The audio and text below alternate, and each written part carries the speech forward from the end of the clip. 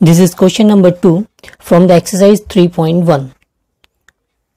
Question is, the coach of a cricket team buy 3 bats and 6 balls for 3,900. Later she buy another bat and 3 more balls of the same kind of rupees 1,300. Represent these situations algebraically and geometrically. Clear? तो इस question को भी एक बार और समझते हैं. The coach of a cricket team buy 3 bats and 6 ball. एक cricket team का कोच 3 बैट एंड 6 बॉल को खरीदता है 3,900 में. Clear?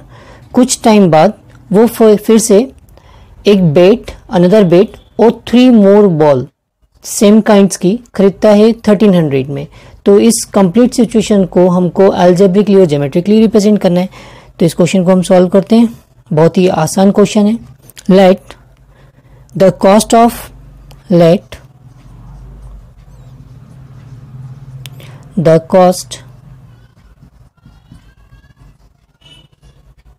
a bat, let the cost of a bat be X, right? Let the cost of a ball be y. इसको rupees भी हम ले सकते हैं. Be x rupees, be y rupees. Clear? तो जो क्रिकेट टीम का कोच है वो 3 बैट और 6 बॉल को 3,900 रुपीज़ में खरीदता है. तो 3 बैट, एक बैट की कॉस्ट है एक्स, तो 3 बैट की कॉस्ट हो जाएगी 3x. तो ये हो गया 3x. और 6 बॉल, एक बॉल है वाई की, तो 6 हो जाएंगी 6y की. इन दोनों का जो टोटल आया वो आया है 3,900. तो इस तरह हमारी इक्वेशन नंबर 1 बन गई है. सेकंड केस को हम समझें. कुछ टाइम बाद वो बैट का टाइप हमने क्या लिया x, तो एक बैट x और 3 मोर बॉल्स है y, तो 3 मोर मतलब 3y बॉल्स को खरीदता है 1,300 में. तो इस तरह हमारी इक्वेशन नंबर 2 भी बन गई. अब इस अलजेब्रिकली रिप्रेजेंटेशन के बाद हम इसको ज्योमेट्रिकली रिप्रेजेंट करते हैं. इस सिचुएशंस को अलजेब्रिकली रिप्रेजेंट करने के बाद अब हम इसको ज्योमेट्रिकली रिप्रेजेंट करते हैं. तो इक्वेशन नंबर 1 और इक्वेशन नंबर 2 को हम इस ग्राफ पेपर की मदद से ज्योमेट्रिकली रिप्रेजेंट कर सकते हैं. From the equation number 1 is 3x plus of 6y is equal to 3,900. Clear?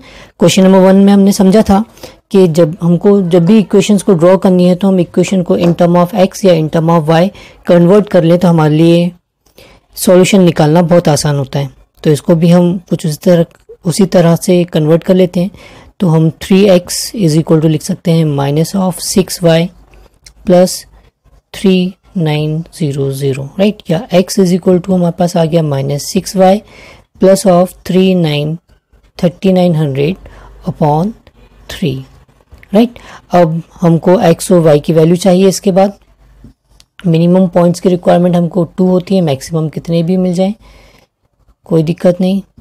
x y, right? Minimum हमको 2 चाहिए. तो मिनिमम 2 के लिए x y की वैल्यू अगर हम 0 पुट कर दें, y की वैल्यू अगर हम 0 पुट कर दें तो x की वैल्यू क्या हो जाएगी? ये हो जाएगा x is equal to 0 put होने पे ये 0 हो गया प्लस ऑफ 3,900. तो फाइनली हमारे पास 3,900 ही मिले बचेगा डिवाइडेड बाय 3. इसको हम डिवाइड कर देते हैं. 3 1 ज़ा 3, 3 3 ज़ा 9. तो x की वैल्यू मिल गई हमको 1,300. क्लियर? अब next value x is equal to, अगर x की वैल्यू, चलिए नेक्स्ट वैल्यू के लिए अगर हम इस इक्वेशन में x के प्लेस पे ही 0 पुट कर दें तो हम x के प्लेस पे 0 पुट करते हैं. तो x के प्लेस पे हमने पुट किया 0, तो 0 equal to minus 6y plus 3,900 upon 3, या फिर 3 का 0 के साथ मल्टीप्लिकेशन होकर ये 0 हो गया. तो बचा माइनस का 6y is plus 3,900 is equal to 0. 39 को ट्रांसफ़र किया तो माइनस का 6y is equal to minus 3,900. या y is equal to finally हमारे पास आ गया माइनस से माइनस कैंसिल तो 3900 डिवाइडेड बाय 6, राइट। अब इसको हम 6 से कैंसिल कर देते हैं। 6 6 जा 36, 6 6 जा 36, कैरी ओवर 3, 6 5 जा 30 और 0 लास्ट में बचा। क्लियर। तो इस तरह x की वैल्यू 0 पुट करने पर हमको y मिल गया 650। अब इन दोनों पॉइंट्स को हम ग्राफ पर रिप्रेजेंट कर लेते हैं। हमारे पास पॉइंट है A 1300, 0, पॉइंट B है 0,650। तो x की वैल्यू 1300 हमको कहाँ मिलेगी, x एक्सिस पर। यहाँ हम आ गए 1000 पर, ये 1200 पर, 1200 के बाद 1200 और 1400 के बीच में यहाँ पर हमको मिलेगा 1300। x की वैल्यू 1300 और इस केस में y की वैल्यू क्या होगी, 0, क्योंकि ये x एक्सिस है, x एक्सिस पे y हमेशा 0 मिलता है। सेकंड वैल्यू है x की वैल्यू 0, तो y एक्सिस पे मिलने वाला ये पॉइंट, और y की वैल्यू है 650। तो 650 कहाँ मिलेगी, ये 600 और 800 के बीच में। तो 600 800 के बीच में आएगा 700 और इसके भी हाफ, यहाँ कहीं हमको मिलेगा 650। तो इस पॉइंट के कोऑर्डिनेट्स हो गए 650, 0। हम इन दोनों पॉइंट्स को आपस में कनेक्ट कर देते हैं। तो ये जो लाइन मिली वो किसका ज्योमेट्रिकल रिप्रेजेंटेशन है, 3x plus 6y is equal to 1300 का, राइट। अब इसी तरह हम सेकेंड लाइन को भी ज्योमेट्रिकली रिप्रेजेंट करते हैं। तो इक्वेशन नंबर 2 को हम ज्योमेट्रिकली रिप्रेजेंट करते हैं। अगेन हमको x और y की सिर्फ 2 वैल्यूज चाहिए जिससे हम किसी भी लाइन को ड्रॉ कर सकते हैं। तो एक वैल्यू निकाला तो बहुत इजी है। अगर हम y के प्लेस पे 0 पुट कर दें तो ये डायरेक्ट टर्म पूरी 0 हो गई, तो x में आ जाएगा 1300, राइट। और सेकंड वैल्यू के लिए अगर हम x में 0 पुट कर दें तो 1300 डिवाइडेड बाय 3, जो कि एक फ्रैक्शन रिजल्ट होगा, हम उसको भी रियल लाइन पे ड्रॉ कर सकते हैं, बट बेटर होगा कि हमें इंटीजर मिले। तो हम x के प्लेस पर पुट कर देते हैं, सपोज अगर 100 पुट करेंगे तो 12 3 से डिविजिबल है, ठीक है। हम x के प्लेस पर पुट कर देते हैं 100, तो हमने x के प्लेस से पुट किया 100, तो ये हो जाएगा 100 plus 3y is equal to 1300। 100 यहाँ ट्रांसफर हुआ, 3y is equal to 1300 minus of 100, जो कि बचा 1200। अब ये 12 3 से कम्प्लीटली डिवाइडेड होगा, तो 1200 डिवाइडेड बाय 3, डिवाइड किया 3 4 जा 12, तो हमको मिल गया 400। तो y x की प्लेस पे 0 पुट करने पे y हमको मिल गया 400, राइट। तो इस तरह हमको पॉइंट C मिल गया 1300,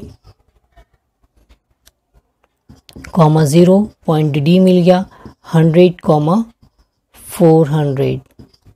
क्लियर, 100, 400। तो पहले पॉइंट्स को हम ड्रॉ करें 1300, 0, तो 1300, 0 यही मिलेगा। तो ये कॉमन पॉइंट हो गया दोनों के ही बीच, तो ये हमारा कॉमन सॉल्यूशन मिल गया जो कि दोनों ही लाइन को सेटिस्फाई करेगा। ये हमारा पॉइंट A था, एज वेल एज ये भी क्या हो गया, C। सेकंड पॉइंट है हमारा x की वैल्यू 100, तो x की वैल्यू 100 कहाँ होगी, ये 200 है, तो x की वैल्यू 100 इसके बीच में होगी, 0 200 के बीच में 100। तो उस केस में y की वैल्यू है 400, y की वैल्यू 400। क्लियर। तो इस पॉइंट के कोऑर्डिनेट्स हो गए हमारे लिए 100, 400, और इन दोनों पॉइंट्स को हम आपस में कनेक्ट कर दें तो ये जो लाइन का ग्राफिकली रिप्रेजेंटेशन है वो लाइन है x plus 3y is equal to 1300, right. अब क्योंकि इन दोनों लाइन का ये एक पॉइंट कॉमन सॉल्यूशन था, तो उस केस में x की जो वैल्यू आ गई वो है हमारे पास 1800 और y की वैल्यू 0। क्लियर है। तो इस तरह हमने इस क्वेश्चन को अलजेब्रिकली और ज्योमेट्रिकली दोनों तरीके से रिप्रेजेंट कर दिया है। अब हम इसको एक्सरसाइज के नेक्स्ट क्वेश्चन पर स्विच